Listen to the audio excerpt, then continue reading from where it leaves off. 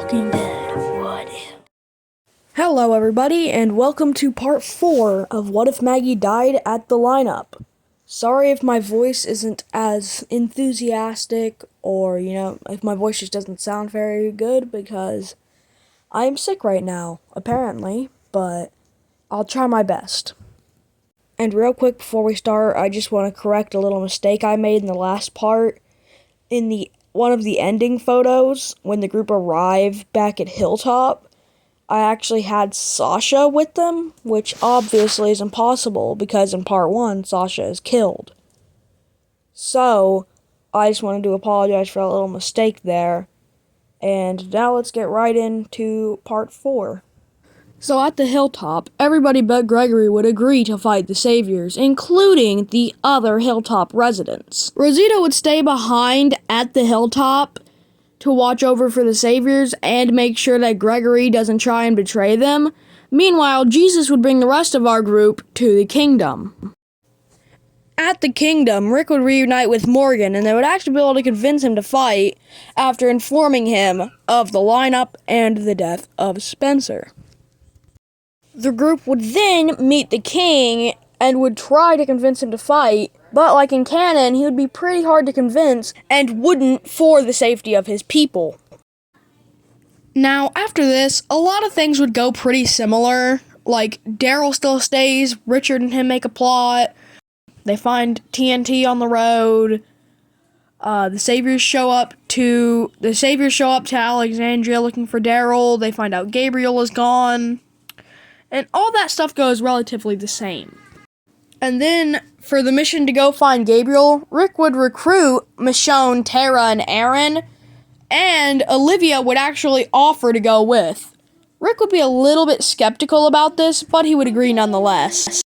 So things would go primarily the same, just as the rest of this episode has.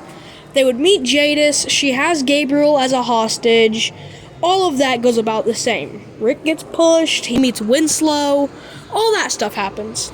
Once Gabriel is back with Rick, and they're starting to try and make a deal to have the Scavengers join them to defeat the Saviors, Olivia actually helps out with this, and it's revealed she's actually a really good negotiator. Meanwhile, Daryl finally tracks down Carol and visits her. They reunite, Carol of course being overjoyed to see him, but also asking if their friends are okay, just like in canon.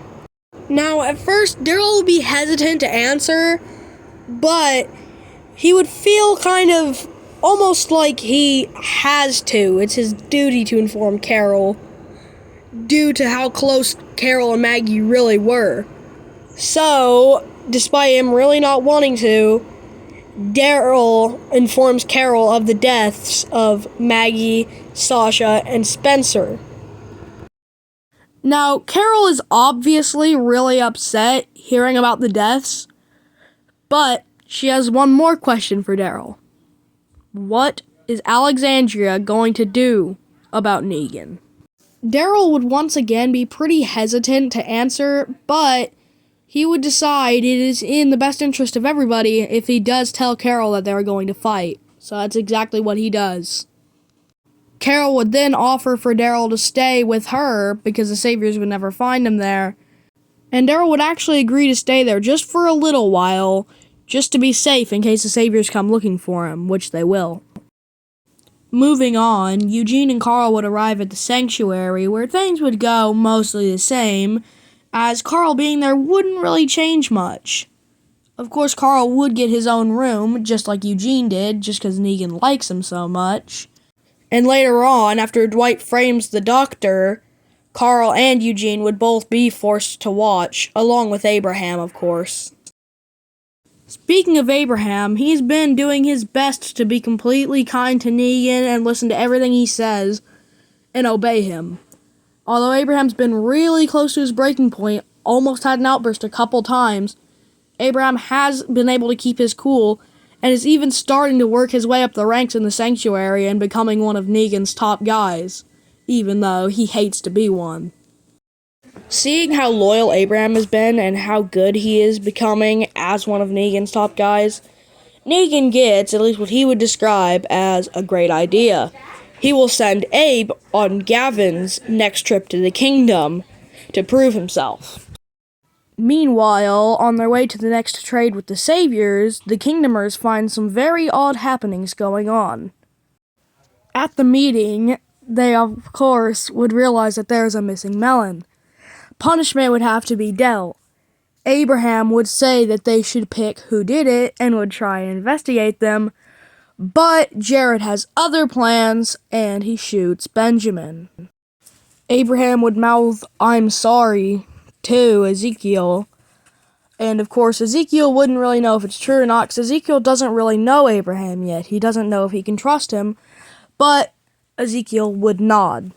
Then they take Benjamin to Carol's house to try and help him. But unfortunately, they're too late and Benjamin dies. Richard would confess to being the one who hid the melon and tried to start a war. Morgan, of course, would be upset. Richard would explain his backstory a little, but it doesn't matter because, of course, Morgan would kill Richard. Meanwhile, Glenn would go back to Hilltop to train its residents, as it's kind of becoming his home at this point, and it feels natural for him to be the one to lead them into this war. Then, Simon and his group make a surprise visit to Hilltop, causing Glenn to, of course, have to hide. Same thing with Enid. Of course, Gregory would be terrified enough to almost admit what's going on with the war, but he's smart enough to keep his mouth shut, as there are 3 people there that would very much kill him if he lets out the secret. And of course the Saviors take Dr. Carson with them as they leave. At Oceanside, the group tries to make a deal to get some guns and some more fighters, and Olivia comes along with Tara just because she's proven herself as a pretty good negotiator. And with Olivia there, they almost have Cindy convinced, but her grandma, of course, refuses to cooperate and causes issues. Everything after this goes mostly the same, with Rick and the group able to convince Oceanside to give up their guns. While Daryl and Carol come from the kingdom to join up with the group for this fight that is going to happen at Alexandria. And when they arrive at Alexandria, they find Dwight, who they decide to trust. Meanwhile, Negan tells Carl about his plans to attack Alexandria the following day and asks if Carl would like to be his trade offer. But the thing is, since Carl's been around all this time in the sanctuary, he knows about Eugene's suicide pill he made for Negan's wives. And Carl would face the very tough decision of asking Eugene for the pill. Eugene would be incredibly hesitant, but know that this is what Carl wants and would unfortunately have to give the pill over. Meanwhile at Alexandria, the group is ready to fight as Negan arrives, and Rick gives the signal to Rosita to set off the bombs, but when she does it, nothing happens. The group quickly begins to realize they have been tricked by Jadis and the Scavengers. After this revelation, Negan and his brand new right-hand man Abraham are ready for this to be over. Negan tells Rick either he gives up or Carl dies. Rick tearily asks to see Carl, and Negan would agree, opening the casket to show that Carl is safe and sound, but unfortunately Carl has already turned from taking the pill. He would jump on Negan. Of course, another savior would rescue Negan being eaten by Carl. Jadis would then shoot Rick in the leg, and he would fall off of the tower they were standing on. He would then see Carl as a walker and would begin to cry, but he would pull out his gun to fight as he crawled backward, trying to escape. Negan would run away and find cover with some other saviors while Carl is distracted with another savior. Rick would end up standing up and running after Negan, trying to kill him. Rosita would then be shot as all the saviors and all the Alexandrians go into war as everybody starts firing and attacking each other. The saviors begin to win and are taking out heavy amounts of Alexandrians. It seems like all hope is lost. The garbage people take this opportunity to run while everyone is distracted and they escape. Rick is cornered in by Negan and Simon, and it looks like it's the end for our heroes. Until a loud roaring sound can be heard. Shiva leaps out of nowhere and attacks Simon, killing him. Ezekiel, Morgan, Daryl, Carol, Jerry, and the rest of the kingdom's fighters make themselves known by barging into Alexandria and killing many saviors, turning the tides of the fight for Alexandria. Just seconds after this, Jesus, Enid, Glenn, and the rest of the Hilltop's fighters would all come from the opposite side, cornering the saviors. That's when a scream can be heard. Rick knows it's coming from Michonne's watchtower and starts to freak out, but Abraham looks at him, nods, and begins to run to the watchtower, with Negan not even noticing this in all of the confusion. Negan realizes there's no way he's winning this battle, and him and most of the other saviors escape in a truck that they came in.